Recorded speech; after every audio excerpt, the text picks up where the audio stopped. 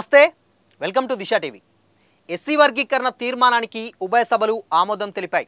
ముందుగా తీర్మానాన్ని సీఎం రేవంత్ రెడ్డి శాసనసభలో ప్రవేశపెట్టగా మండలిలో డిప్యూటీ సీఎం భట్టి విక్రమార్క ప్రవేశపెట్టారు. ఇరు సభల్లో సభ్యులు దీనికి ఆమోదం తెలిపారు. ఈ సందర్భంగా సీఎం రేవంత్ రెడ్డి మాట్లాడుతూ సమగ్ర ఇంటింటి విద్య, ఆర్థిక, రాజకీయ, ఉపాధి సర్వేను నిర్వహించినట్లు తెలపడానికి గర్వంగా ఉందన్నారు. వివిధ కులాల మధ్య అసమానతలు తగ్గించేందుకు తమ ప్రభుత్వం చిత్తశుద్ధితో ఉందన్నారు. దేశంలో వివిధ కులాల స్థితిగతులను అర్థం చేసుకోవడానికి, అసమానతలను తగ్గించడానికి కేంద్రాన్ని కోరుతూ తీర్మానాన్ని ఆమోదిస్తున్నట్లు తెలిపారు. రాష్ట్రంలోని షెడ్యూల్ కులాల్లో ఉపవర్గీకరణపై జస్టిస్ షమీం అఖ్తర్ నేతృత్వంలో ఏకసభ్య కమిషన్ను ఏర్పాటు చేయగా వారు నివేదికను సమర్పించినట్లు సీఎం వివరించారు. కొన్ని దశాబ్దాల సమస్యకు సుప్రీంకోర్టు తీర్మానం ద్వారా శాశ్వతమైన పరిష్కారం చూపేందుకు సభలోని సభ్యులు పూర్తి సహకారం అందించాలని కోరారు. సమగ్ర కులగణన సర్వేను సామాజిక, ఆర్థిక, రాజకీయ సర్వేగా పేర్కొన్నారు. దీని ద్వారా వివిధ కులాల మధ్య అసమానతలు తగ్గుతాయని, అందుకు ప్రభుత్వం కృషి చేస్తుందని వెల్లడించారు. మన దేశానికి స్వాతంత్ర్యం వచ్చాక కులగణన సర్వేను తెలంగాణలో నిర్వహించామని, దీనిని దేశవ్యాప్తంగా చేపట్టాలని సీఎం చెప్పారు. ఎస్సీ వర్గీకరణపై సుప్రీంకోర్టు ఇచ్చిన తీర్పు అమలుకు దేశంలో ఇతర రాష్ట్రాల కన్నా ముందుగానే ప్రయత్నం చేశామన్నారు. ఈ క్రమంలోనే సుప్రీంకు రాష్ట్ర శాసనసభ తరపున కృతజ్ఞతలు తెలుపుతున్నామన్నారు. ఎస్సీ వర్గీకరణకు ప్రభుత్వం కట్టుబడి ఉన్నదని, దేశ సర్వోన్నత న్యాయస్థానం తీర్పు ఇచ్చిన రోజే ఎస్సీ వర్గీకరణను అమలు చేస్తామని మాటిచ్చామని, అందుకు అనుగుణంగా ప్రభుత్వం కార్యాచరణను ప్రకటించినట్లు సీఎం వెల్లడించారు.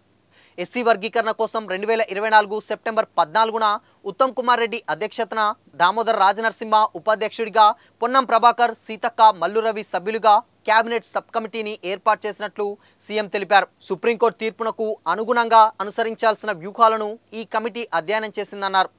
సబ్ కమిటీ సూచనల మేరకు 2024 అక్టోబర్ 14న జస్టిస్ షమీం అఖ్తర్ ఆధ్వర్యంలో ఏకసభ్య కమిషన్ను ఏర్పాటు చేశామని, సుప్రీం తీర్పునకు అనుగుణంగా శాస్త్రీయంగా ఉప సమూహాల మధ్య సమగ్ర అధ్యయనం చేసినట్లు వివరించారు. విద్య, ఉపాధి, రాజకీయ, ఆర్థికపరమైన వెనుకబడిన వర్గాలను ఈ కమిషన్ గుర్తించిందని చెప్పారు. ఈ కమిషన్ పూర్వపు 10 జిల్లాల నుంచి బహిర్గతమైన విచారణలను చేపట్టి ప్రజల అభిప్రాయాలను సేకరించిందన్నారు. మొత్తం 4750 విజ్ఞప్తులను ఈ కమిషన్ స్వీకరించిందని, ఆఫ్లైన్, ఆన్లైన్ ద్వారా 8000కు పైగా విజ్ఞప్తులు వచ్చాయన్నారు. తద్వారా అన్ని ప్రభుత్వ సంస్థల నుంచి ఎస్సీ ఉద్యోగుల సమాచారాన్ని సేకరించిందని, 82 రోజుల వ్యవధిలోనే 199 పేజీలతో కూడిన సమగ్ర నివేదికను ప్రభుత్వానికి సమర్పించిందని, ఈ నివేదికను మంగళవారం అసెంబ్లీలో ప్రకటిస్తున్నట్లు సీఎం తెలిపారు. ఏకసభ్య కమిషన్ ప్రభుత్వ సంస్థల్లో ప్రిఫరెన్షియల్ మాడ్యూల్ను తీసుకొచ్చిందని, రిజర్వేషన్ల ఆధారంగా ప్రభుత్వ ఉద్యోగాల్లో భర్తీ చేయని పోస్టులను క్యారీ ఫార్వర్డ్ చేయాలని సూచించిందన్నారు. గ్రూప్ 1లోని కులాల్లో రోస్టర్ పాయింట్లు 17, గ్రూప్ 2, గ్రూప్ 3లో 22, 41, 61, 91గా నిర్ణయించిందని సీఎం తెలిపారు. ఎమ్మెల్యేలు, ఎంపీలు గ్రూప్ 1 ఉద్యోగులకు ఏకసభ్య కమిషన్ క్లిమిరేయర్ను ప్రతిపాదించగా మంత్రివర్గం ఆమోదం తెలపలేదని సీఎం స్పష్టం చేశారు. ఎస్సీ వర్గీకరణను అమలు చేసేందుకు తమ ప్రభుత్వం కృతనిశ్చయంతో ఉన్నదని సీఎం తెలిపారు. అణగారిన అట్టడుగు వర్గాల వారు కులాల వర్గీకరణ కోసం ఏళ్లుగా కొట్లాడుతున్నారని, కొన్ని న్యాయపరమైన చిక్కులతో అవి ఆగిపోయాయన్నారు.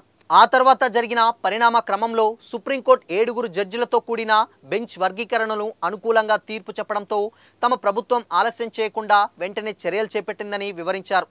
వైఎస్ రాజశేఖర రెడ్డి సీఎంగా ఉన్నప్పుడు రాజ్యాంగ సవరణ కోసం తీర్మానం చేసి పంపించామని గుర్తు చేశారు. ఒక నాయకుడిగా తనకు నిజమైన ఆత్మ సంతృప్తి కలిగిన రోజు అంటే ఎస్సీ వర్గీకరణను అమలు చేయడమేనని సీఎం భావోద్వేగానికి గురయ్యారు. ప్రజాప్రతినిధిగా తన రాజకీయ జీవితానికి పూర్తి పరిపూర్ణత వచ్చిందన్నారు. ఫిబ్రవరి 4, 2025ను తాను జీవితాంతం గుర్తుపెట్టుకుంటానని చెప్పారు. 30 ఏళ్లుగా ఉన్న సమస్యకు శాశ్వతమైన పరిష్కారం చూపించామన్నారు. పంజాబ్ వర్సెస్ యూనియన్ ఆఫ్ ఇండియాలోని కేసులను గమనించామన్నారు. కేబినెట్ సబ్ కమిటీ సభ్యులు ఉత్తమ్ కుమార్ రెడ్డి, దామోదర్ రాజనరసింహ, పొన్నం ప్రభాకర్, సీతక్కలను మనస్ఫూర్తిగా అభినందిస్తున్నట్లు వెల్లడించారు. సోమవారం పార్లమెంట్లో రాహుల్ గాంధీ ఈ అంశంపై మాట్లాడతారని గుర్తు చేశారు. కాంగ్రెస్కు చిత్తశుద్ధి ఉందన్నారు.